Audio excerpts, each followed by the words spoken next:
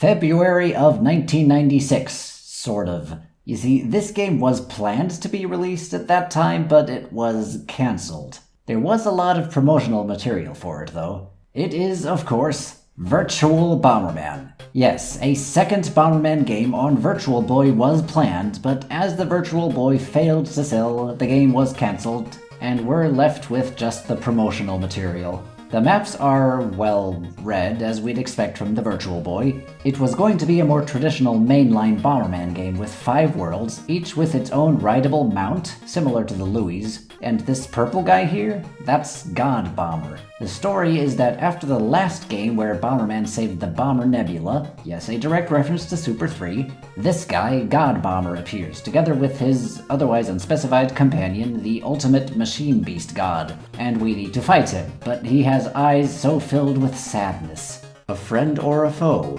looking sad. So probably there was going to be some sort of big twist involving this character, and we were going to fight him multiple times at the end of every stage. It was going to be in the form of a bomber duel, not unlike what we had with the Dastardlies in Super 2, and we'd have to find a secret exit to access the boss fight with him. And that's about it. The flyer had more information on the challenge mode they were planning, but yeah, as far as plot and characters go, that's about all we know about what this game was going to be.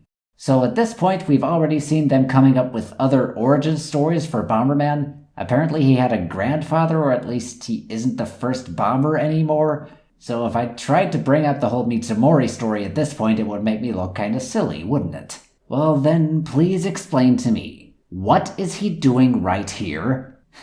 Remember when I said he never appeared again in another Bomberman game? Well, this is Do-Re-Mi Fantasy, sequel to Milon's Secret Castle. A game developed by Hudson and released in March of '96 exclusively in Japan, though there is a fan-translated version. Hudson characters had been making cameo appearances in each other's games, and here it isn't just Bomberman. It is Dr. Memory. Interesting.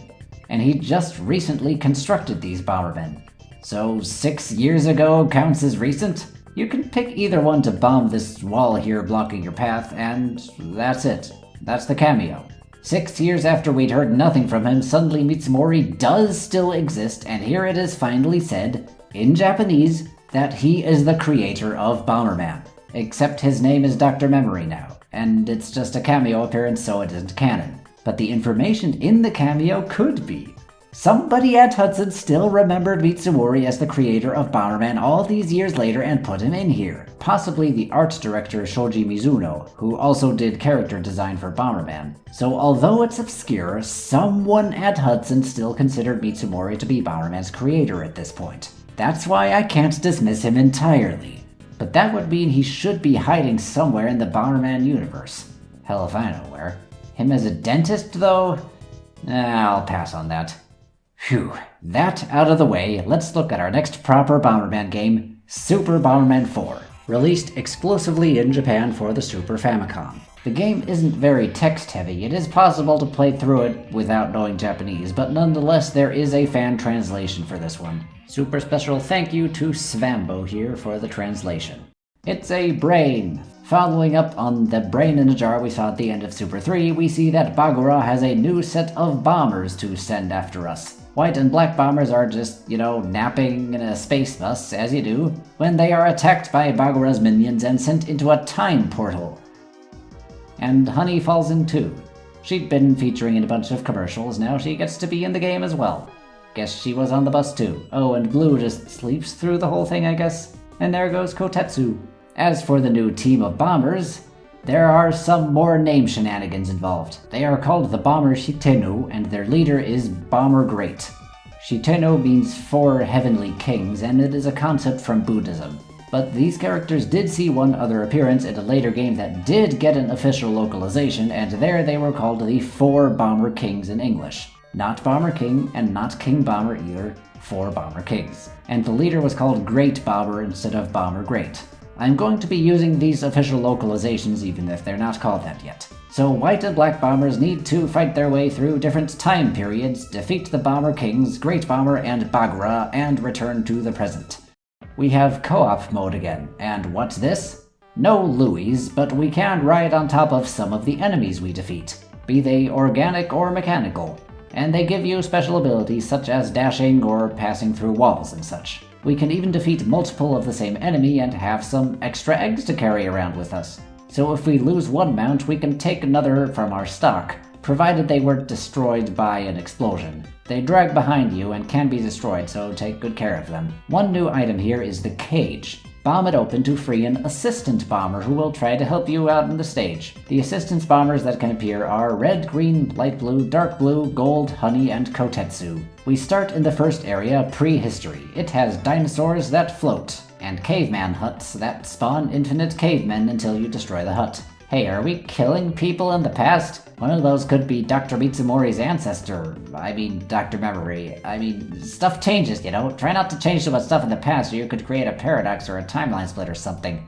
The node bombing from 94 and Super 3 is gone in favor of killing all enemies again to make the exit appear. So, time paradoxes are mandatory. Oh well. If anything, it might help make more sense of how this franchise fits together. World 1 recycles the music from World 1 in 94.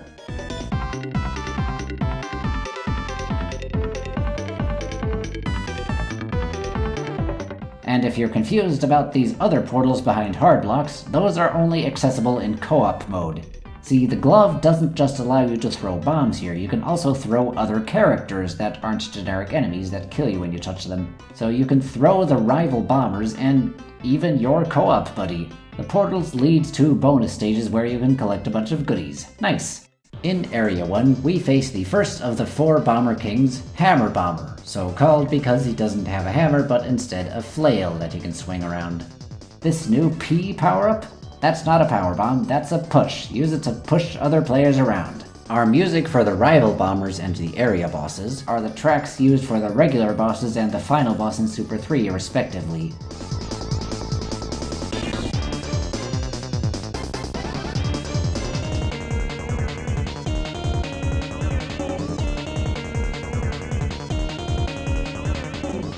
Area 1's boss is this Octorock?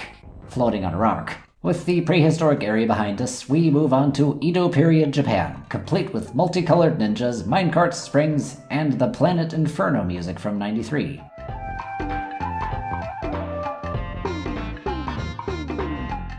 So we face Jet Bomber, who can launch himself at us with his jetpack, followed by this mechanical shogun with cannon arms who somewhat resembles Dr. Book's mech and Magnet Bomber's mech from Super 1 and Super 2. On to the modern era with skunks and fart clouds and self-promotional material. Oh dear, the present is starting to reference itself. I told you not to change too much in the past, Bomberman. You ruined the timeline.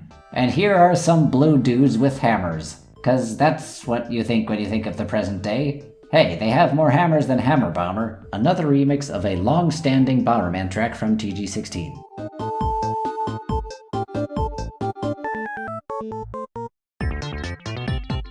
On to fight Lady Bomber, who can shoot a laser. Not Bomber Lady, Lady Bomber. 'Cause female characters are defined by their gender and don't get more creative names to keep them apart. Although King Bomber, Bomber King, and 4 Bomber Kings doesn't help much either. After her, here is this army dude with a gas mask who shoots rockets and poison gas. You know, I've been able to disassociate Bomberman with real bombings, but this army dude actually makes me think of chemical warfare. Kinda creeps me out. On to the distant future. Wonder what the future looks like. We have droopy ghosts, cables everywhere, bouncing creep balloons, pink things with eye rays, Planet Wither music.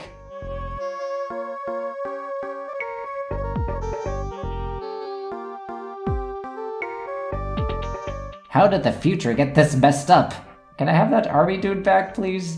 Okay, more upbeat music again for Bazooka Bomber, who fires a bazooka, or more like a long-range flamethrower, but okay. He isn't too tough. This caterpillar ant thing, on the other hand, it shoots silk at you that slows you down. He's a real pain to deal with. So that's the future? Creepy enemies and a giant ant caterpillar things are the dominant species?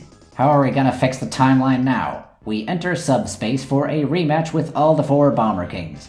And we're cheered by a whole bunch of other bombers, and the blocks are burgers.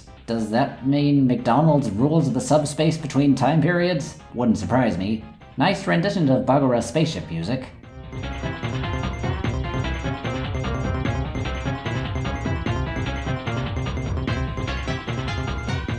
For Bazooka Bomber, we get the Planet Blossom music from '93.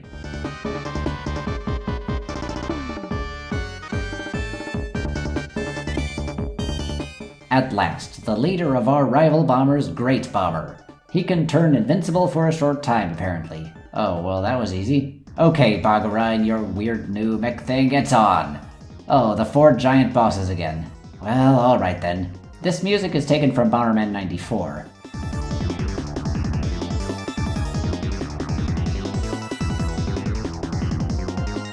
Finally, Bagura. He sort of dispenses B-bombs until the large part is destroyed and then the brain is controlling just the flying saucer part. Enough hits and we send him through the time portal. And ourselves. And Black. And we wake up on the space bus. So was it all a dream? Both heroes seem to remember it, so probably not. The planet there doesn't look like any planet we've seen before. Oh well. The end.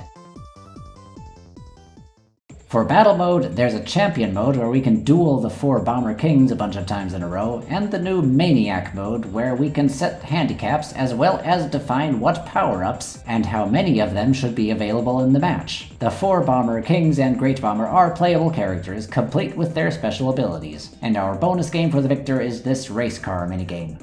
There's a new power-up in battle mode, Cosplay. It allows you to dress up as Honey or Kotetsu, functioning as an extra hit.